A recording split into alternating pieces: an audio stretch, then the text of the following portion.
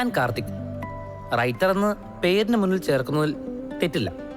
കാരണം ഇതുവരെ ഒരു 10 ഷോർട്ട് ഫിലിമെങ്കിലും കഥ എഴുതിയിട്ടുണ്ട്. ലവ് സ്റ്റോറീസ് കൂടുതൽ എഴുതുന്നതുകൊണ്ട് ഫ്രണ്ട്സൊക്കെ ക്രിഞ്ച് റൈറ്റർ എന്ന് വിളിക്കും. പ്രേമം എപ്പോഴെങ്കിലും പൈങ്കിളി അല്ലാതെ ഇരുന്നിട്ടുണ്ടോ? ഏതോ ഒരു മഹാൻ പറഞ്ഞിട്ടുണ്ട്, നല്ല അസലൊരു വിരഹം അനുഭവിച്ച ശേഷമായിരിക്കും ഒരു കലാകാരൻ അവൻ്റെ യഥാർത്ഥ സൃഷ്ടി പുറത്തെടുക്കുക എന്ന്. എൻ്റെ കാര്യത്തിലും അത് കറക്റ്റായിരുന്നു. ഇനി എന്നെ വിളിക്കരുത്. എനിക്ക് വേറെ കല്യാണം ആലോചിക്കുന്നുണ്ട്. നീ ഡെലിവറി ബോയ് ആയിട്ട് നടന്നാ ഇത് വർക്കൗട്ട് ആവില്ല. ലൈഫല്ലേ, പ്രാക്ടിക്കലായിട്ട് ചിന്തിക്കണമല്ലോ. ബൈ.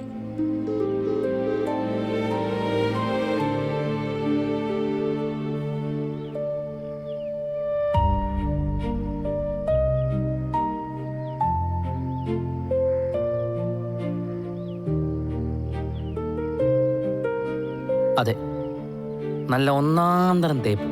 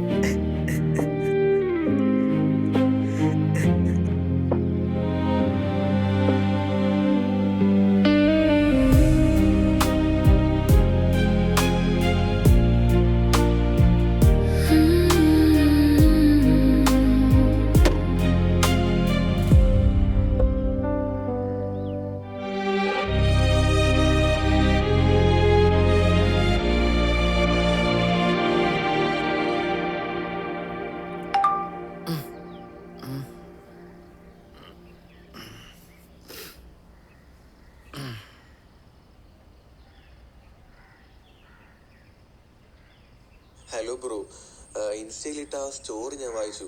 കൊള്ളാം. അതൊരു ഷോർട്ട് ഫിലിം ആക്കിയാൽ കൊള്ളാമെന്നുണ്ട്. താല്പര്യം ഉണ്ടെങ്കിൽ ഈ നമ്പറിലേക്ക് ഒന്ന് വിളിക്കാവോ? കഥ? ഏത് കഥ?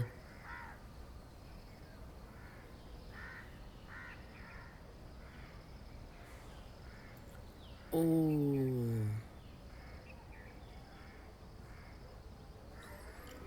അപ്പോഴത്തെ ആ സങ്കടത്തിൽ ഞാൻ കുത്തിക്കുറിച്ചത് ഒരു കഥയായി മാറുമെന്ന് ഞാൻ കരുതിയില്ല. അവിടെയായിരുന്നു എൻ്റെ ഉള്ളിൽ ഉറയം കിടന്ന എഴുത്തുകാരൻ്റെ ജനനം.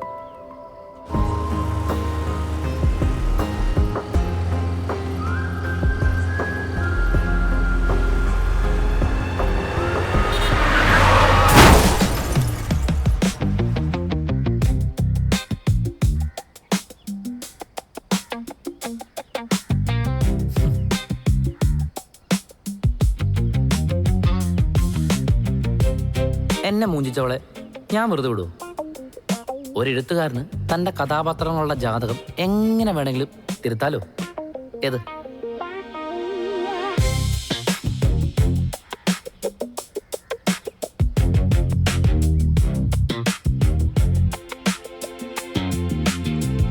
ഞാൻ ഒരിക്കലും നിന്നെ വിട്ടു പോവില്ലടാ. പോയാ അതെന്റെ മരണത്തോട് മാത്രമായിരിക്കും.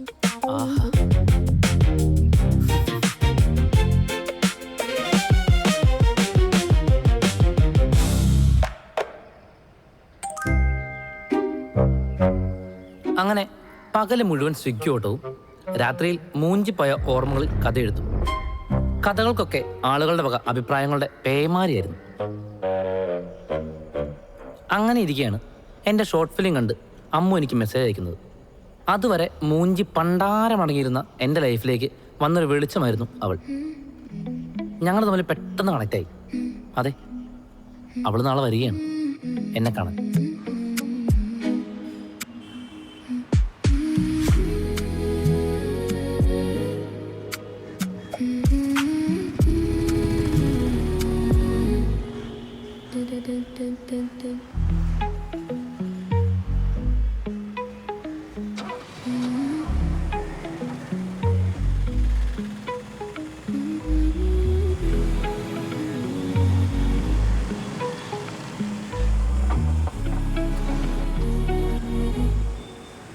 ഹലോ, എടാ നീ എവിടെ? ഞാൻ ദേ ഈ റെയിൽവേ സ്റ്റേഷന്റെ വളവിന്റെ അവിടെ ഉണ്ട്. Welcome to Kochi. ഹായ്.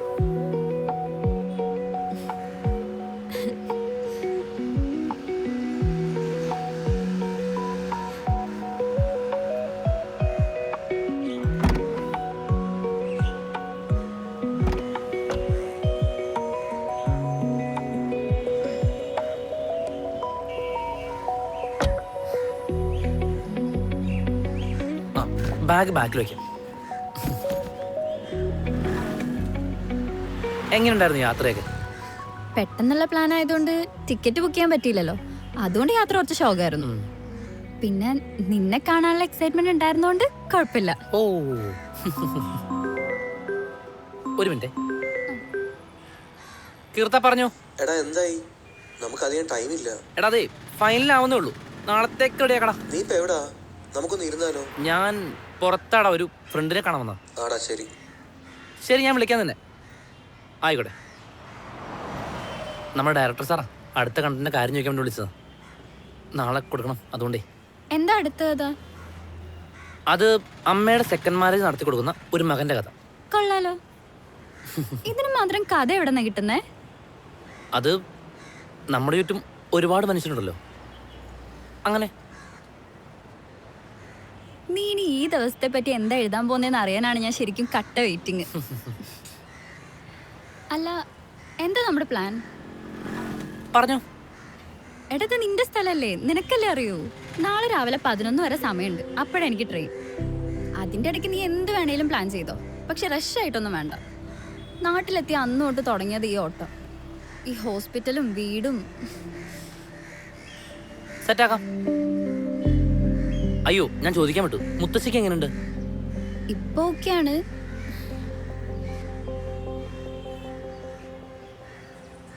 എങ്കിൽ നമുക്ക് പതിയെ വിട്ടാലോ? ആ, സെറ്റല്ലേ? കരയോരം കടലോട് നാനിരുന്നേ വിളിയാലേ ഉനി തേടി പാർக்கிறേ അഴകാന ഒരു വാനവിൽ നീയേ ഒன்றாக நாம் வாழ வேண்டுமே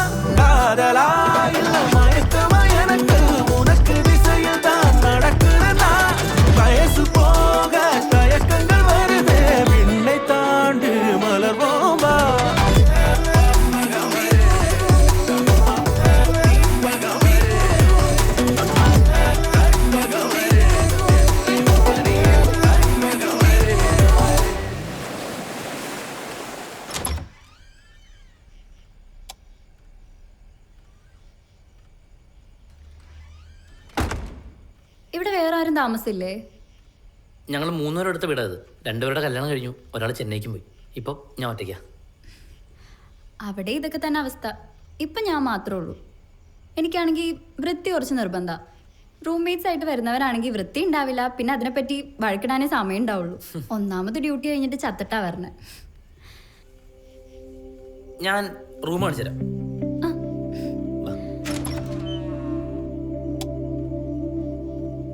എൻ്റെ റൂമാ ഇത് യൂസ് ചെയ്തോ. ബാക്കി റൂമൊക്കെ മെസ്സായി കിടക്കണേ. അപ്പൊ ഇതാണ് ഹിറ്റ് കഥകളുടെ മുറി. താനെന്തായാലും ഫ്രഷ് ആയിട്ട് വാ, ഞാൻ അപ്പത്തേക്ക് ഫുഡിന് വേണ്ടി നോക്കാം. ആ ശരി.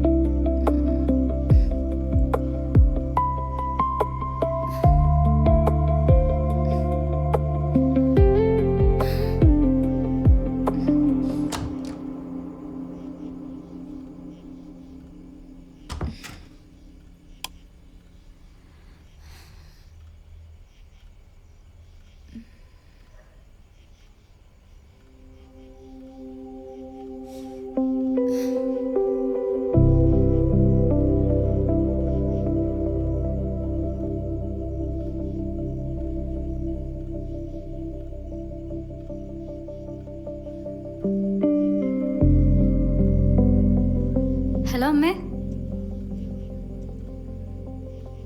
ഇവിടെ ഓക്കെയാണ്, കുഴപ്പമൊന്നുമില്ല. അവളപ്പുറത്തുണ്ട്. അച്ഛനെത്തിയോ? ഓ, മുത്തശ്ശി ഫുഡ് കഴിച്ചോ? ഞാൻ കഴിച്ചില്ല, കഴിക്കാൻ പോവാ. എനിക്ക് ശരി അമ്മേ, ഞാൻ വിളിക്കാം. ഓക്കെ.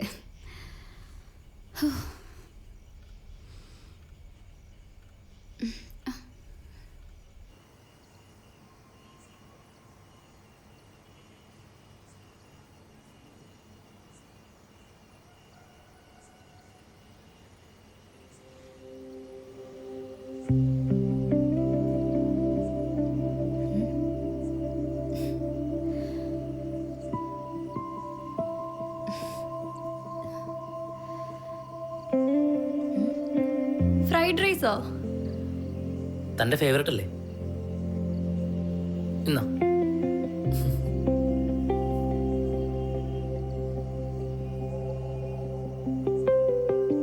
നിനക്ക് ഞാൻ പറഞ്ഞൊക്കെ ഓർമ്മയുണ്ടല്ലേ?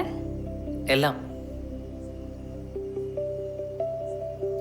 ആ വലിയ യൂറോപ്പിൽ നിന്നൊക്കെ വന്ന ആളാ. നമുക്കൊരു കുപ്പി. അയ്യടാ, ഈ അമ്മ കുപ്പി കൊണ്ടുവന്നിട്ട് നീ കുടിച്ചത് തന്നെ. എൻ്റെ അച്ഛന് പോലും കൊടുത്തിട്ടില്ല ഞാൻ കുപ്പി. ഫുഡ് റെഡിയാ, കഴിച്ചാലോ? ആ വാ.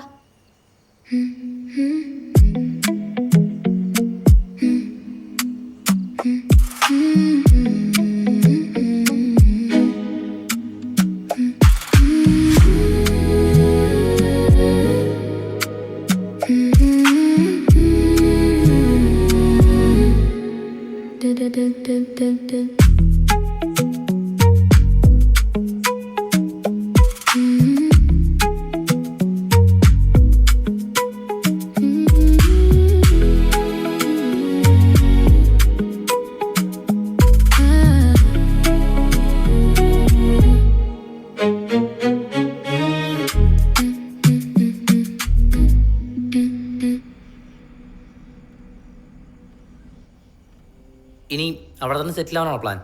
ഒരിക്കലുമില്ല. 3-4 വർഷം കൂടി അവിടെ നിന്നൊന്ന് സെറ്റിലാവണം. എന്നിട്ട് നാട്ടിലെവിടെയെങ്കിലും ഒരു ഹോസ്പിറ്റലിൽ കയറണം. അവിടെ ഡ്യൂട്ടി ആണെങ്കിൽ ഒരു രക്ഷയില്ല, ഒന്നിനും സമയം കിട്ടൂല. അന്ന് പിന്നെ ഒരു ബോയ് ഫ്രണ്ട് ഉണ്ടായിരുന്നു, അതിൻ്റെ ആ ഒരു ഇതിൽ പോയതാ. നിനക്കെന്തായാലേ ആ കഥ ഞാൻ ഒരു ദിവസം പറഞ്ഞുതരാം. നിനക്കൊരു ഷോർട്ട് ഫിലിം ചെയ്യാൻ പറ്റും. എന്താ നിന്റെ പരിപാടി? ഇങ്ങനെ ഷോർട്ട് ഫിലിം ചെയ്ത് നടന്നാൽ മതിയോ? ഒരു സിനിമയൊക്കെ ചെയ്യണ്ടേ? നോക്കണം, അറിയില്ല. സത്യം പറഞ്ഞാൽ ഞാൻ അതേപ്പറ്റിയൊന്നും ചിന്തിച്ചിട്ടില്ല കേട്ടോ. ഇത് തന്നെ ഞാൻ പ്രതീക്ഷിച്ചല്ല. കുറച്ച് ബാധ്യതകളുണ്ട്, അതൊക്കെ ഒന്ന് തീർക്കണം. ഒരു കുഞ്ഞു വീടൊക്കെ വെക്കണം. അങ്ങനെ അങ്ങനെ അങ്ങനെ. എന്നിട്ടൊരു കല്യാണമൊക്കെ കഴിക്കണ്ടേ?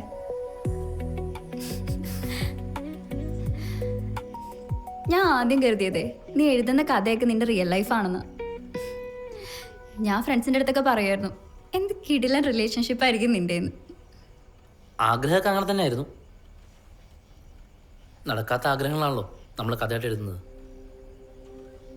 എല്ലാം ഒരു പ്രതീക്ഷയാണല്ലോ. അല്ല, നിന്റെ ചെക്കൻ ടൈറ്റിൽ എന്തായി? അതൊന്നും ആയിട്ടില്ല. മാട്രിമോണി, ബമ്പിള്, ടിൻഡർ അങ്ങനെ എല്ലാത്തിലും തപ്പുന്നുണ്ട്. ഒന്നും ശരിയാവുന്നില്ല. ഒന്നും എൻ്റെ വൈബിന് അങ്ങോട്ട് മാച്ച് ആവുന്നില്ല. ഇനിയാണെങ്കിൽ പ്രേമിച്ച് നടക്കാനുള്ള സമയമൊന്നുമില്ല. ഡയറക്റ്റ് കല്യാണം മൂടാ.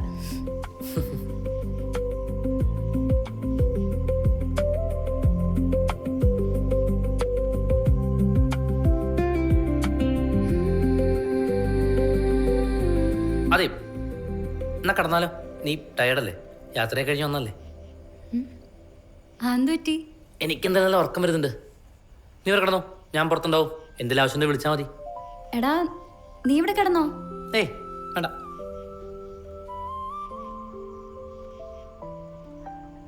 പോലെ ഒരു മിനിറ്റ്.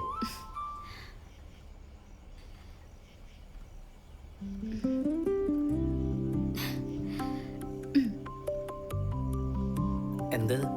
ഒരു കുഞ്ഞു ഗിഫ്റ്റ്.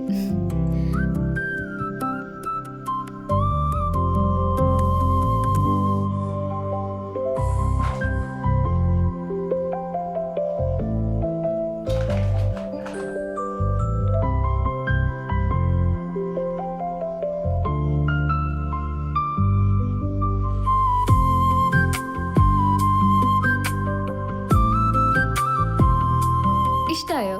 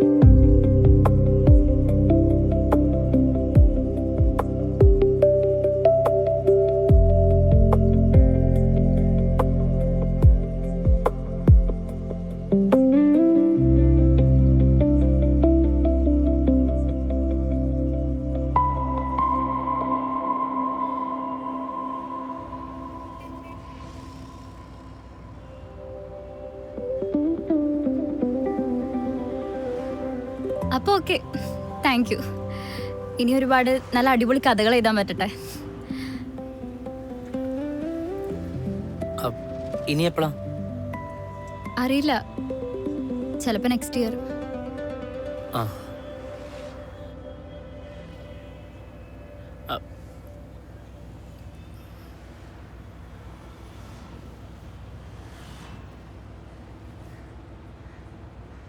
എടാ നീ സ്റ്റേഷനിലേക്ക് വരുന്നില്ലേ? ഇല്ല, ഞാൻ തന്നെ പുറത്ത് ഡ്രോപ്പ് ചെയ്തിട്ട് പോകും. നിനക്ക് എന്നോട് എന്തെങ്കിലും പറയാനുണ്ടോ? ഏയ്, എനിക്കോ? ഇല്ലടോ. ഉറപ്പല്ലേ?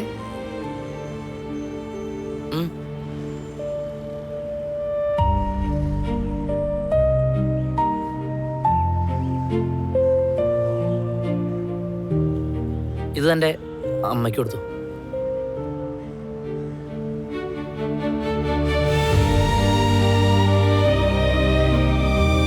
അമ്മയുടെ ബുക്ക് കളക്ഷനിലേക്ക്.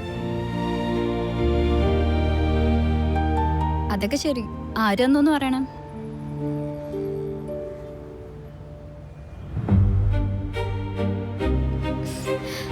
അത് കുഴപ്പമില്ല, ഞാൻ പറഞ്ഞോളാം.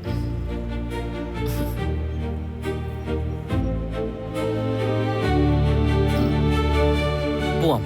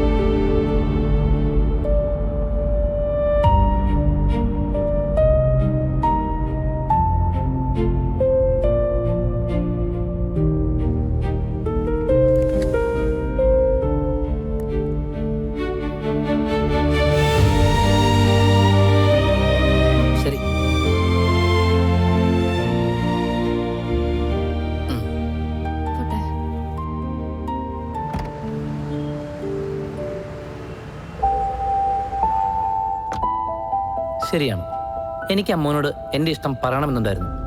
പക്ഷേ എന്തോ എനിക്കതിന് കഴിഞ്ഞില്ല. ഈ കഴിഞ്ഞൊരു വർഷം എനിക്ക് മുന്നോട്ട് പോകാനുള്ള ഒരു ഹോപ്പ് നൽകിയത് ഈ ഒരു കൂട്ടാണ്. ആ ഇഷ്ടം എൻ്റെ ഏറ്റവും ഭംഗിയോടെ ആരും അറിയാതെ എൻ്റെ ഉള്ളിൽ എന്നും ഉണ്ടാവും.